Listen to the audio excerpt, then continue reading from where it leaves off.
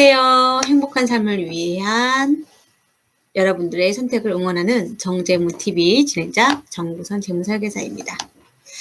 자, 재무설계라고 하면 투자 자산이나 아니면 부동산 자산이나 이런 걸 많이 굴리는 방법 혹은 세법적인 부분을 적용하여 절세하는 방법 그리고 어떤 위험이 생겼을 때를 대비하는 대체 방안을 모색하는 것이 그렇게 재무설계인데요. 자, 이렇게 돈을 잘 관리하고 많은 자산이 하려고 하는 이유는 뭘까요? 우리들이 어느 순간이나 한 번쯤 생각해 볼 필요가 있는 게 어느 순간이나 행복하게 살기 위해서 아닐까요? 그래서 재무적인 설계도 중요해요. 중요하지만 그 행복하게 살기 위해서 내 마음과 내 주위에 있는 관계인들의 마음을 한 번쯤 생각해-보는 시간을 마련하는 게 좋을 것 같아서 저는 심리적으로도 중요하다고 생각하거든요. 사람마다 돈을 사용하는 데 있어서 행복을 느끼는 포인트가 다르기 때문이죠. 그래서 오늘은 그 첫 번째 시간으로 가족이라는 화두를 정해봤어요. 제가 2012년도에 방영된 다섯 손가락이라는 드라마가 있거든요. 이 드라마에서 등장인물을 생각하면 각자의 가족의 범위가 달라서 벌어지는 오해들을 잘 표현한 그런 작품이었고요. 가까운 가족일수록 소통을 얼마나 잘해야 되는지, 얼마나 중요한지를 알려주는, 그래서 가족이란 무엇인가 라는 부분을 잘 표현했던 드라마였던 것 같아요. 이 드라마의 주 가족 구성원은 시어머니와 아버지, 어머니, 그리고 그 사이에 낳은 둘째 아들과 그리고 아버지께서 바깥에서 데리고 온 첫째 아들, 이렇게 5명이 한 가족이었어요. 그런데 아버지의 그 가족 구성원은 이 전체가 되었는데 어머니는 좀 달랐나 봐요. 그럴 수밖에 없죠. 저 마음 그럴 것 같아요. 아버지하고, 그러니까 남편하고 본인하고 본인 두 사람 사이에서 태어난 둘째 아들만 가족이었던 거죠. 이렇게 가족의 범위가 다름으로 인해서 오해가 생기고, 그런데 이 아버지가 먼저 돌아가신 거예요. 어떤 사건 때문에. 그 사건으로 아버지가 돌아가셨는데 아버지가 돌아가시고 이 자산, 이게 좀 돈이 많은 부잣집 재벌가였어요. 이 돈이 다 큰아들로 가면서 큰 첫째 아들은 어머니가 본인에게 표면적으로 가족으로 표현을 해주셨기 때문에 가족이라 생각하고 어머니와 그리고 할머니 그리고 본인 그다음에 배다른 남동생을 한 가족으로 생각했어요. 근데 이 어머니는 아니었죠. 본인과 그 둘째 아들만 가족이었던 거예요. 그리고 첫째 아들은 자산이 다 갔기 때문에 어쩔 수 없이 표면적으로 아들로 그냥 해놓은 거죠. 그리고 시간이 지남에 따라서 뭐 여러 가지 사건 사고가 되면서 이 가족의 범위를 알아버리게 된 거죠. 자, 그런데 이 드라마에서 제일 마지막에 반전이 있어요. 이 반전으로 인해서 진짜 가족은 무엇일까라고 다시 한번 생각하게 되는 드라마였거든요. 이 가족에는 이제 협의의 가족도 있고 광의의 가족도 있는 것 같은데요. 협의의 가족은 거의 일반적으로 아버지와 어머니 그리고 그 사이에 있는 자녀 이렇게 함께 거주하는 구성원을 협의의 가족이라고 생각합니다. 그렇죠? 동의하시죠? 자, 그런데 광의의 가족은 조금 달라요. 사람마다 그 가치관이나 어떤 생활 패턴이나 이런 부분에서 좀 달라지는데, 첫 번째 경우는 우리 남편의 부모님인 시어머니와 시아버지만 포함하는, 그러니까 협의의 가족에서 이 두 사람만 딱 포함하는 그런 형태로 되는 게 있죠. 예전에 우리 부모님 세대, 거의 대부분 이런 형태였었던 것 같아요. 여성이 시집을 가면 남편의 가족 구성원으로 되고 그 집 귀신이 되어야 한다라는 그렇게 훈육을 받고 그렇게 커왔죠. 그리고 두 번째 경우는 부부가 애 부모님, 즉 양가 부모님을 함께 포함하는 구성입니다. 그러니까 요즘 신혼부부 이렇게 상담을 해보잖아요. 그러면 친정 부모님하고, 시댁 부모님하고, 친정 부모님하고 친해지셔가지고 함께 여행을 같이 가는 그런 케이스도 있더라고요. 참 보기가 너무 좋았어요. 이렇게 될 수 있었던 부분이 뭐냐면 이 부부가 가족의 범위가 동일하게 되었고 그것도 소통을 잘 해서 그런 부분인 것 같아요. 그래서 일치했기 때문에 서로 마음을 합의를 됐기 때문에 그 내용이 그 사랑하는 마음이 부모님한테 전달되고 내 아들의 우리 며느리가 너무 잘하니 이쁘고 그죠?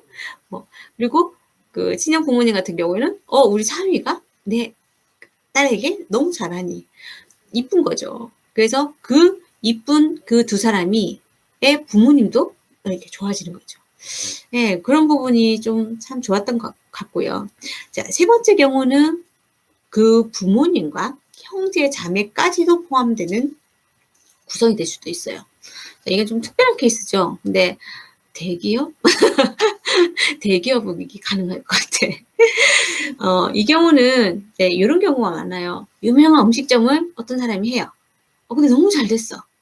근데 그걸 형제하고 자매한테, 형님이나 동생한테 너 2호점 내, 너 3호점 내 해가지고 그 기술을 전수하여 대형화되는 그런 경우. 이런 경우는 조금 그 가족의 범위가 좀 더 커지죠. 네. 이런 경우나 혹은 형제나 그 자매가 보호가 진짜 절실하게 어쩔 수 없이 그냥 필요한 구성원으로 되어 있는 경우는 이렇게 보다듬죠. 진짜 보다는 그 사람 진짜 너무 멋진 사람인 것 같아요. 근데 그렇게 되는 경우가 있습니다. 자, 지금까지 그 협의의 가족일과 광의 가족을 이제 설명을 했는데요. 인생을 살다 보면 이 한 번의 터닝 포인트, 가족의 범위가 한 번 팍 바뀌는 경우가 있는 것 같아요.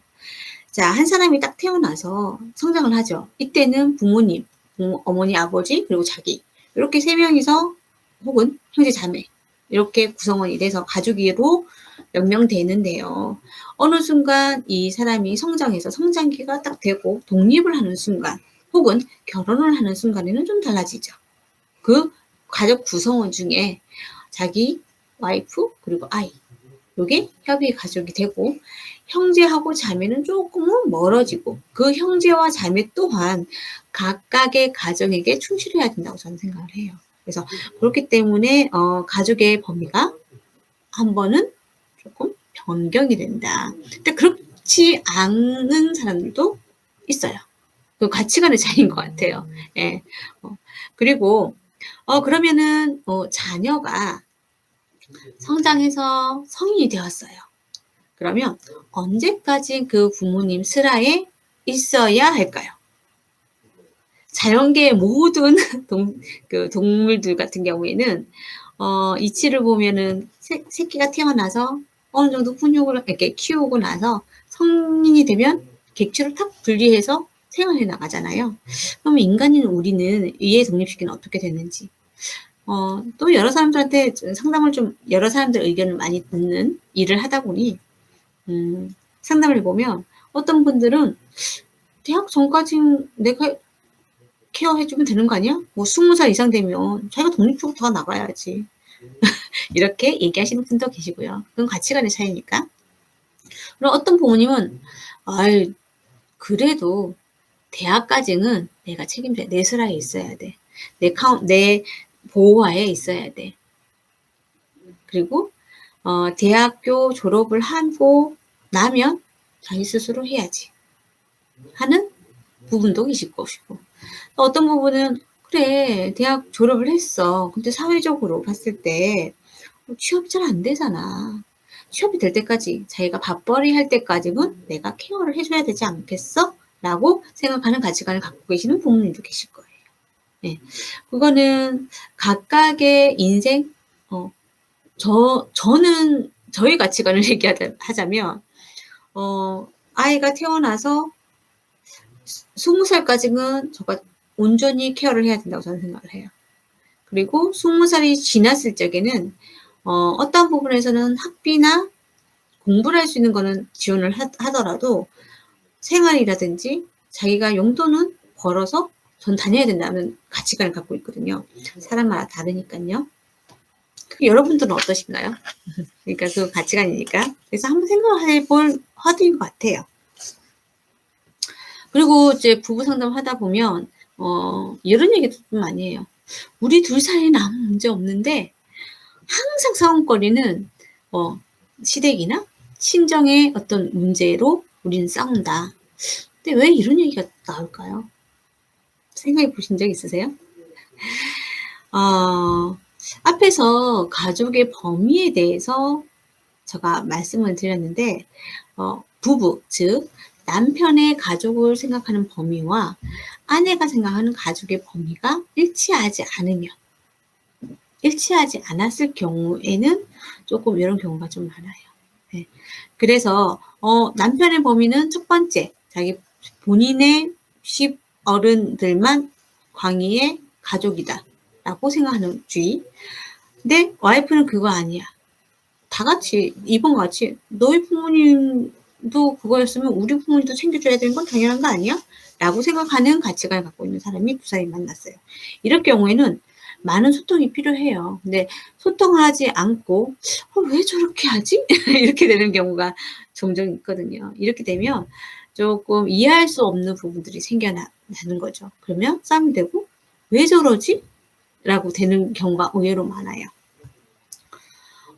근데 요즘은 그래도 좀 가부장적인 그런 부분이 많이 사라져서 남녀평등 이렇게 해 가지고 양가 부모님 다 같이 케어해야 된다고 생각을 하잖아요. 네. 근데 예전에는 그러지 못했죠.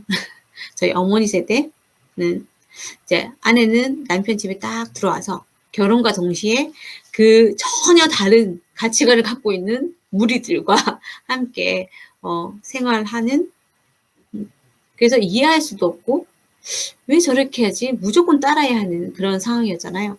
그래서 우리 이제 어르신들하고 얘기를 해 보면 화평이 좀 많으신 것 같아요. 근데 이제 요즘은 이게 좀 생각이 달라지죠. 자신이 생각하는 가족의 범위를 서로 얘기하고, 그리고 서로 다름을 인정하고 맞춰가는 거. 최근에 제가 고객하고 상담할 때 그런 얘기가 있었거든요.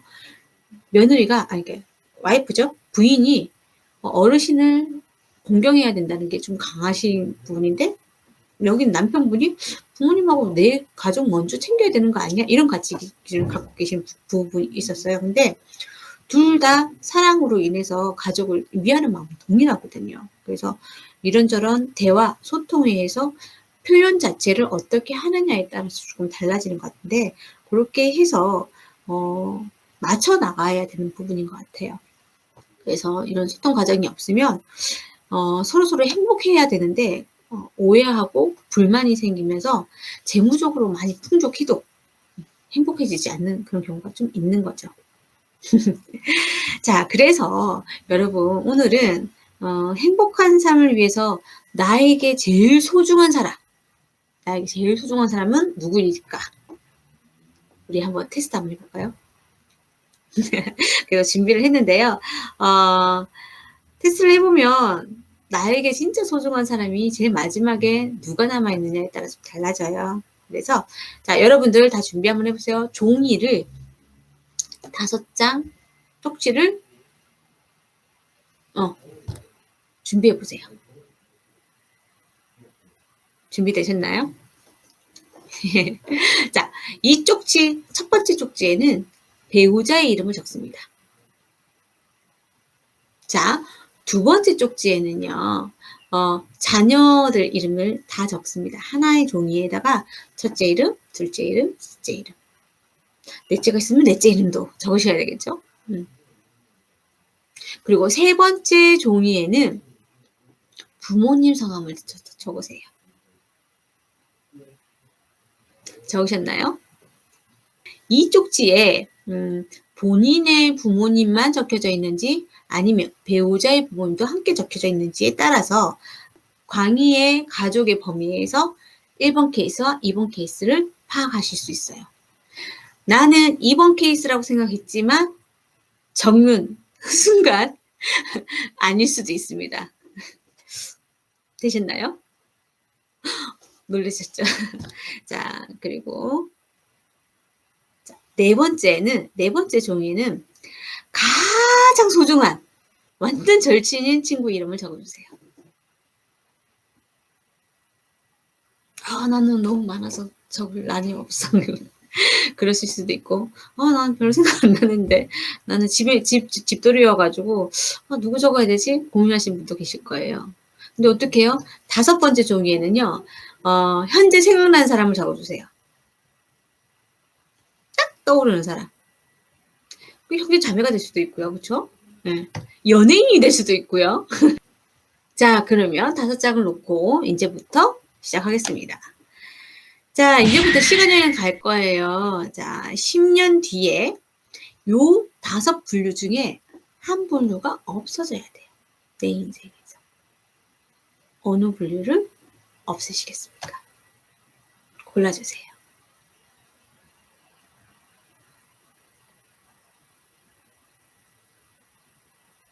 자, 그러면 10년이 또 지났어요.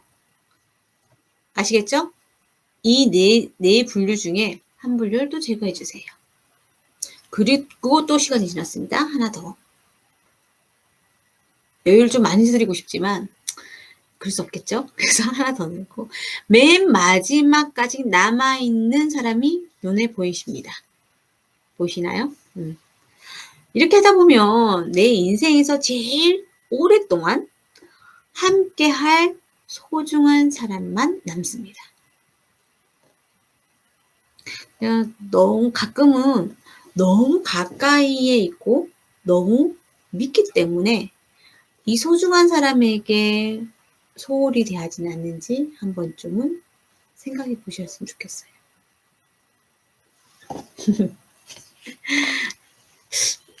여기에 거의 배우자분이 좀 제일 많지 않나요? 거의 다 되거든, 그런데.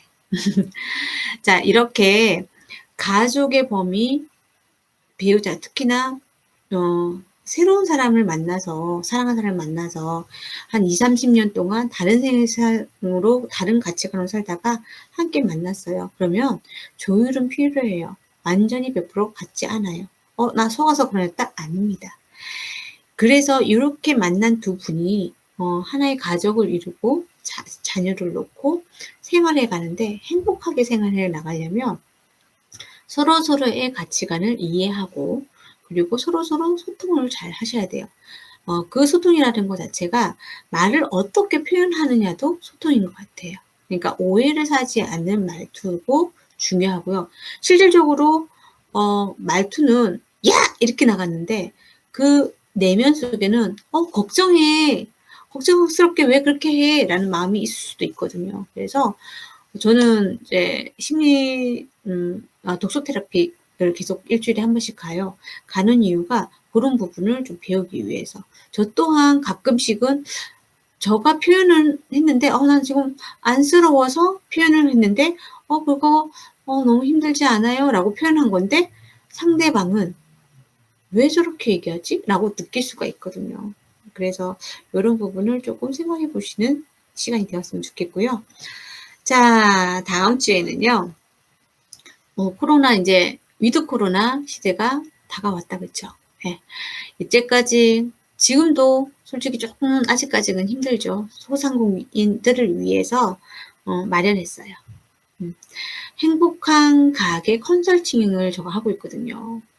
행복한 가게 컨설팅은 행복한 가게를 유지하기 위해서 매출이 엄청 높을 때도 뭐 상관없죠. 근데 이렇게 위기가 닥쳐서 매출이 훅 떨어졌을 때 어떻게 이때도 행복하게 영위하기 위해서는 어떻게 해야 되는지에 대해서 그 첫 번째 방법은 재무 관리 편이거든요. 그래서 그거를 다음 주 이 시간에 하려고 해요.